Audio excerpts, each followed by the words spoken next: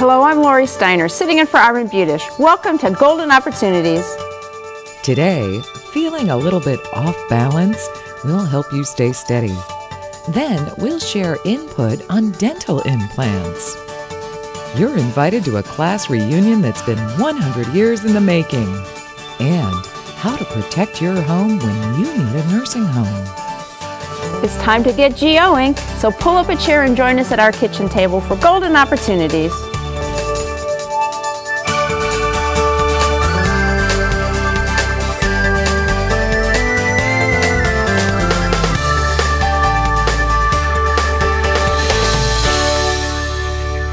The statistics are startling. Falls are the leading cause of death due to injury among the elderly, and 87% of all fractures in the elderly are due to falls.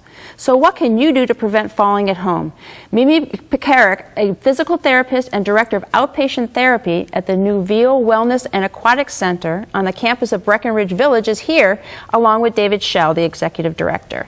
Welcome to the show. Thank you. Nice to be here, Lori. Well, David, let's start with you. In your 20 years of experience working with older folks, is this really this much of a problem? Lori, the word that comes to mind is huge. You talked about the issues as being one of the leading causes, and it is the #1 leading cause for non-fatal injuries and trauma as well. And also, it really inhibits and creates the potential of kind of impeding our ability to do the #1 thing we want to do, and that's stay mobile and active. And in 2010, although I always kind of questioned statistics and numbers, we spent $28 billion in the United States on falls, medical care, and the related issues as a result of falls. Yeah, another word comes to mind, huge again, yeah, and huge, how much big is. Numbers. So David, can you review why do people fall? Well, I guess it leads from everything. I mean, just being a klutz, and I mean that happens to all of us, but then also the medical community tells us that things like low blood pressure, changes in medical condition, neuropathy, or the numbness in one or both legs. Sometimes just really simple things like changes of environment or changes in glasses, going to bifocals or trifocals, arthritis, some of the age-related issues. Also changes in posture and medication is huge. Okay. Well, Mimi, last time you were here, you put Armin through the ropes, gave him a simple balance test, which maybe is not so simple. Are there some things our viewers could do at home to help improve balance? Oh, absolutely, Lori. But first, before anyone would start any exercises, we'd want to make sure that you're appropriate to do those. So you should check with your doctor first. Sure. But once you've gone through that, then you need to be safe doing the exercises. So I would suggest that you would position a chair in front of you and do it with a wall close to you behind you, because we don't want you to fall while you're trying to improve your balance. Yes, that's true. First of all, what you can do is stand and just work on swaying forward and back using your ankles, because our ankles are one of our main sources of stability. The second thing that you can do is try to balance on one leg. And again, try not to hold on, so you're truly working on your balance skills. And the third exercise that you can do, you might not think about it, but if you stand and move your head up and down and rotate your head side to side, you're actually activating your inner ear balance strategies as well, and that can help you quite a bit too. I would not have thought of that. That's a very good one. I also understand that there's a new tool at the VO Wellness and Aquatic Center to help people improve their balance. Tell me about that. We have, it's called the NeuroCalm Balance Master, and it is a state-of-the-art piece of equipment that is used not only for testing but also for rehabilitation. What we use with it for is to look at the sensory components of balance, which includes your inner ear, your joint receptors, as well as your vision. So it combines all of those factors to give us a good idea of where the main problem areas arise so that we can work on the right area to improve. It looks like a very useful machine, it sounds like it. So David, is there a way that people who are not residents at Breckenridge Village can take advantage of this machine? Absolutely. I mean, one of the wonderful benefits for the residents is that it's available, and we do a lot of preventive work. But then for individuals out in the greater community, if they're having surgery, they can contact Fairmount Health Center at Breckenridge Village for inpatient rehab, or if their doctor writes an order, or if they would like to have a balance assessment, they can contact us, and Mimi can do that at the VO Wellness Center. Fantastic. All right. So my thanks to Mimi Pekarik and David Schell for some sound advice about falls and how you can improve your balance. For more information on Breckenridge Village and the NeuroCom Balance Master, please call the number that's coming up next. Learn more by calling Breckenridge Village at 440-942-4342 or log on to www.breckenridgeohio.org. Next, the truth about tooth implants. But first, tomorrow is the annual White House Easter egg roll. But the roll call for this event wasn't always at the president's home. So where did this egg roll really get rolling? We'll crack open the answer when we return. Good Neighbor Pharmacy locations accept your Express Scripts and TRICARE benefits. If you're an Express Scripts or TRICARE beneficiary, contact us today to transfer your prescriptions. You'll be happy you did. Find the store nearest you at goodneighborpharmacy.com. In Bath, go to Colonial Pharmacy, or in Akron, visit Cope Pharmacy or Sand Run Pharmacy. For more information, go to goodneighborpharmacy.com. Good Neighbor Pharmacy, the best medicine for your health. Originally, Easter eggs rolled on Capitol Hill. But in 1877, in a rare act of bipartisanship, it was outlawed by hard-boiled legislators for the mess it made. Soon after, thanks to President Hayes, the eggs rolled over to the White House lawn, where children have happily scrambled for eggs ever since. The Indians have said, "Play ball!" And because we're optimists, we believe they're heading towards a winning season. Now that's a great reason to smile. But if your teeth are causing your smile to strike out, then we've got a winning pitch. Dentist Steve March is here to catch us up on ways to make your teeth work as a team. Very appropriate spring introduction, Lori. Okay, well, you need a full team roster to play a good game. I assume you need a full set of teeth to have a great smile. Yeah, and you do. And one of the things that we see a lot of and you hear a lot about is implants. They've been around for, Lori, 40, 50 years. Today you hear a lot in the media about them. And we have some pictures of what we used to do before we had implants and what we still do with different people. This is a patient who came to me, and she had had periodontal disease. She was going to lose those front teeth. They were very mobile, and she wanted something so she could go back and teach the next day. So literally what we did with her is those teeth were removed, and at the same day we made a partial. Now the partial goes in and out, but worked very well in her case as an immediate restoration. Another patient who came to me was missing teeth. Interestingly enough, she had been a teacher, now a retired teacher, had worn a partial for many years, had lost those laterals. Actually, when she was growing up, they never really came in. She wanted something permanent after all these years, and we went ahead and we did a fixed bridge. That means there are a number of teeth crowned all together in one piece. It looks marvelous. A little bit difficult to clean. You have to thread a piece of floss through. But that's what we do in many cases. But a lot of people today know about implants, and they say, if the teeth on either side of the space are open or in good shape, maybe I'd like to do implants, and so we go to implants. Okay, I've seen commercials for that. So how does that actually work? Well, it's interesting. There are two different ways to do it. Today you see a lot of commercials about getting your teeth in a day. And what happens in those cases is the day of surgery you get the teeth. There are a number of appointments leading up to it, planning and that sort of thing. And then the day of the surgery, and this is for people who have maybe a few teeth left, maybe not so good, or no teeth, especially on the lower jaw. They get 4 implants in that day and then a denture that gets screwed on. So it's, when they say teeth in a day, it's a denture, and in many cases it's a very good, satisfactory result. A little difficult to clean because, again, that denture doesn't come out. So that's one thing. But there's other options. There are other options, and oftentimes we'll use single tooth implants, or if somebody's missing a lot of teeth, they can, instead of going to a denture, have individual implants placed for each tooth. And we have a number of pictures, I think, that will show exactly what we're talking about. Okay. This is a patient of mine who came to me. He had lost that one tooth, and I wanted to show the audience what it looked like when you saw what the implant head and screw looked like in the bone. Again, that's beneath the bone and into the bone. The bone takes about 4 months to grow around that. During the treatment, we then put a post on top of it. Today we can do them with ceramic posts that look good. In the old days they were metal, and so it showed through the crown. and then we'll have an after picture that you, hopefully you look at that and say, wow, it's indistinguishable where Absolutely. that tooth was. So again, a single tooth implant there was very successful. We also have patients who come to me with multiple teeth missing, and this is a patient who came to me. His girlfriend brought him in. He was in his 70s, didn't like the way his teeth looked. He was missing a number of teeth on his upper right side, had some old crown work, and was about to lose a couple of other teeth. So in the upper front, we took the old crowns out. We did some porcelain veneers. In the lowers, we did porcelain veneers. There's the patient before with the implants in those same zirconium or tooth-colored abutments. And then as you look up at the arch, those are individual crowns. He can floss them, he can brush them. They look absolutely natural. Just like real teeth, basically. Just like real teeth. And not only was he thrilled, but his girlfriend was thrilled. But he said he loved the feeling of having his own teeth back. That's very different than having a denture.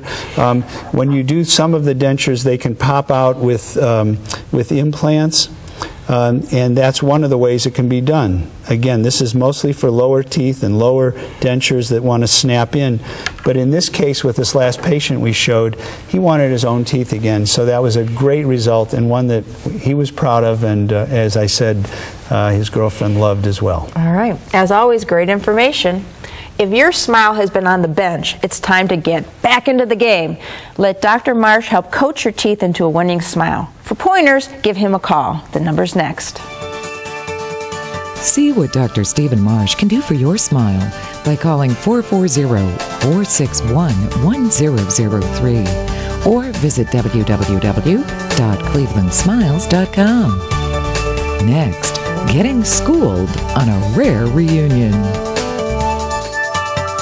Looking for places to go, things to do? Welcome to our community calendar. Wednesday, April 11th at 7 p.m., the Maltz Museum of Jewish Heritage presents a concert for Yom HaShoah, performed by City Music Cleveland. This moving chamber concert will celebrate the creative artistry that survives and mourn the works that might have been.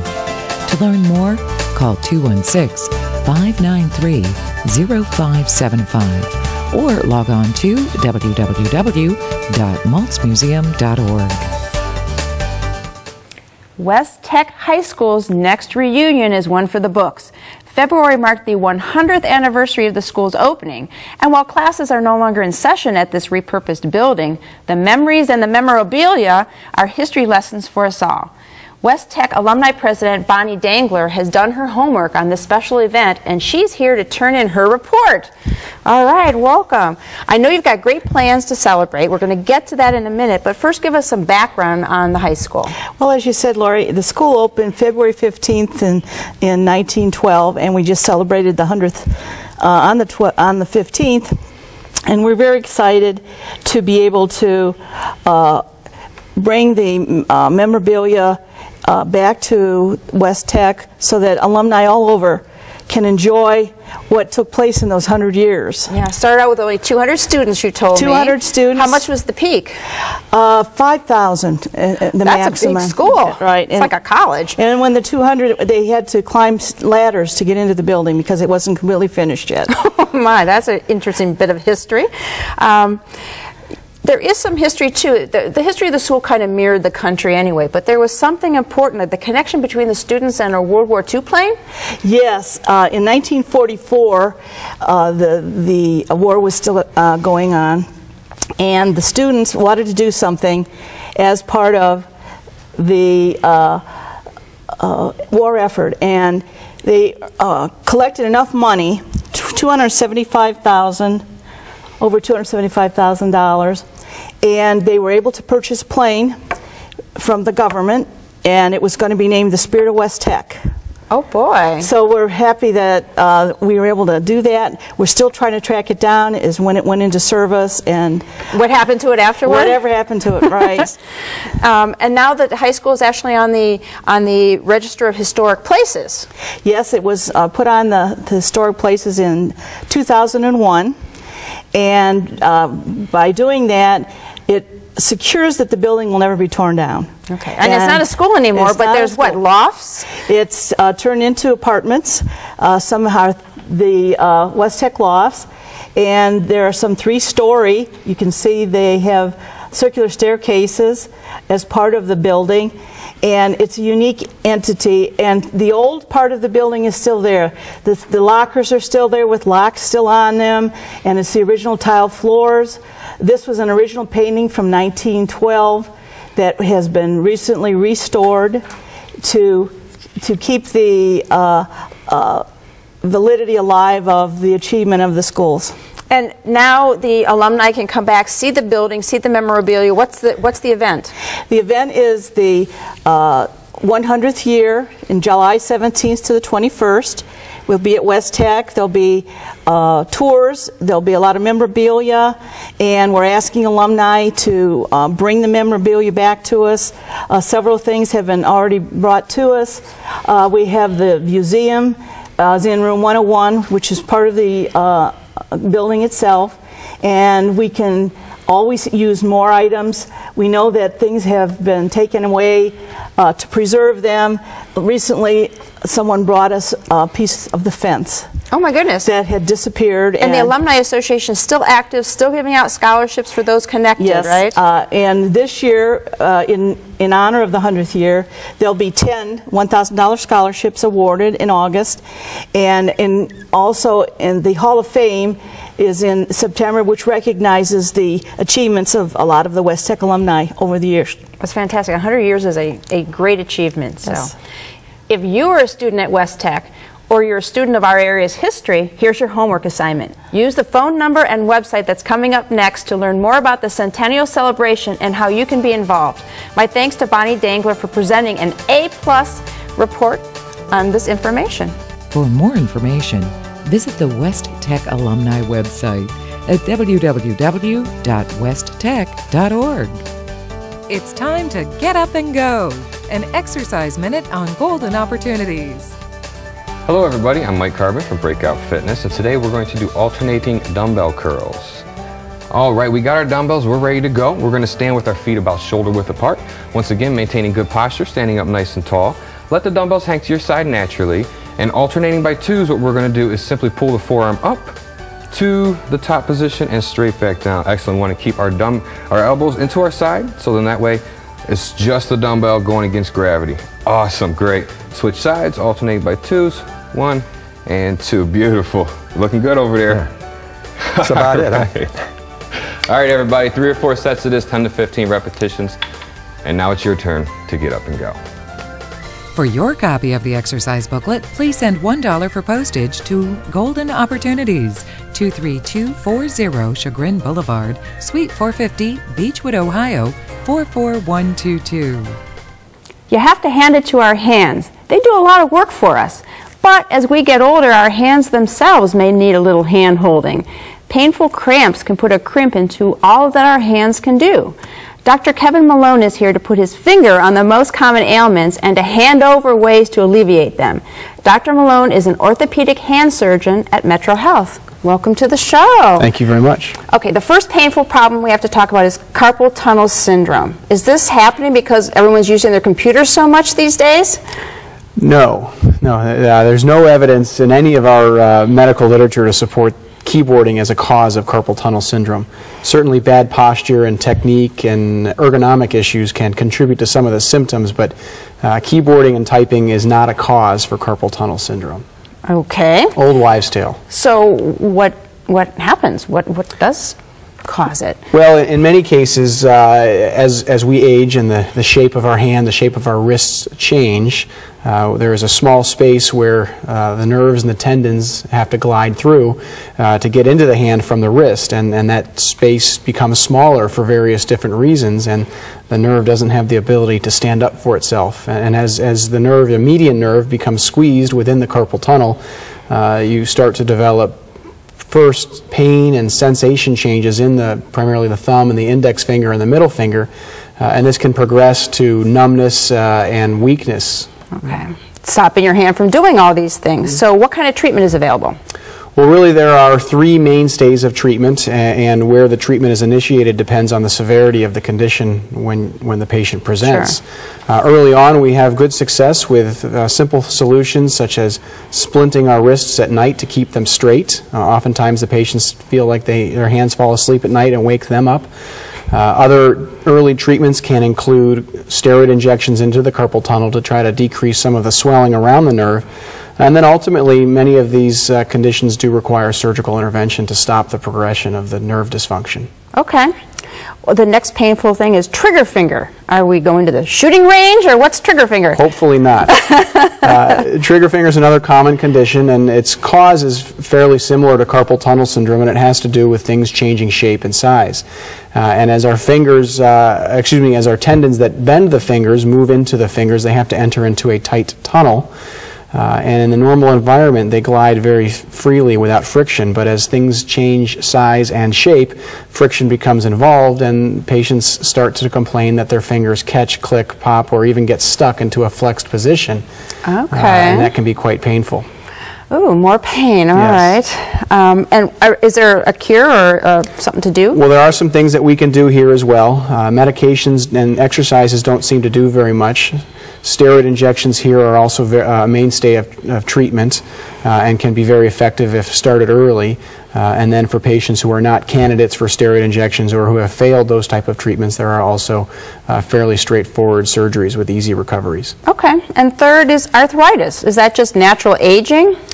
It is, and the most common joint that we see involved in arthritis in the human hand is at the base of the thumb, and this is the joint that gives us the opposable thumbs that sort of allows us to use our hands for more activities. And the stress demonstrated at that joint with simple pinching and grasping is quite significant, and over years of abuse, the cartilage starts to break down, and arthritis can be quite problematic and painful. Okay, and I assume that the treatment is the same, so... Well, yep. So early on, arthritis-type medications can be effective, activity modifications, simple solutions. And hopefully not getting into all that surgery. Do something about it before it happens. Many times we can treat without surgery. Okay. To get a free information sheet on Metro Health's hand surgery program, just call 216-778-4131. And I have to hand it to Dr. Malone for giving us such great information. To find out more, call Metro Health at 216-778-1003 or click to www.metrohealth.org. Next, protecting your home when you need a nursing home. Hi, I'm Trapper Jack at Nelson Vein Clinic, where varicose veins just fade away. Barbara is here. How long ago since the procedure? 3 weeks. What did you notice right away after Nelson Vein? It's all gone. Pressure was gone? Oh, it was all, yes. Veins gone? Yes. And it's covered by insurance. That is one thing that got me here. That was a big relief. She's very good at what she does. She's terrific. You can hug her like I did. Isn't it time you took care of your varicose veins? Call or log on to nelsonvein.com. Did you miss a phone number or website? Then here's a second chance, because we're going to list all that information again. Then we'll find out if a nursing home can cost you your own home.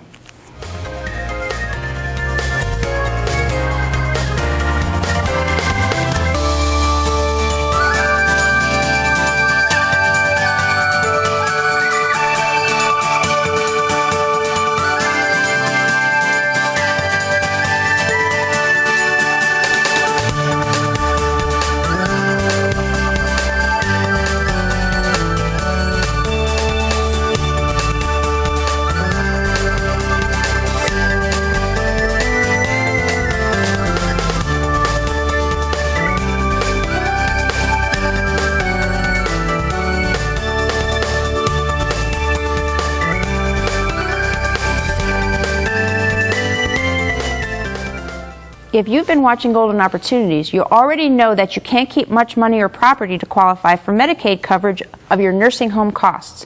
But our viewers also know that if you know your rights, there are ways to protect certain assets, especially your home. A recent court case reaffirmed one of these important protections. Here to clarify the court's ruling is my clear-spoken law partner, Mike Solomon. All right, welcome back, Mike. Now, for most people, the home is their biggest, most important asset. Is there a way to protect it from Medicaid? Yeah, well, there are several rules. One of the rules is that if you're married and your spouse goes in a long-term care facility, as long as the community spouse lives in that home, that house is protected. So that's a major benefit right there. Okay. But if you're not married and you need to go to the nursing home, what then?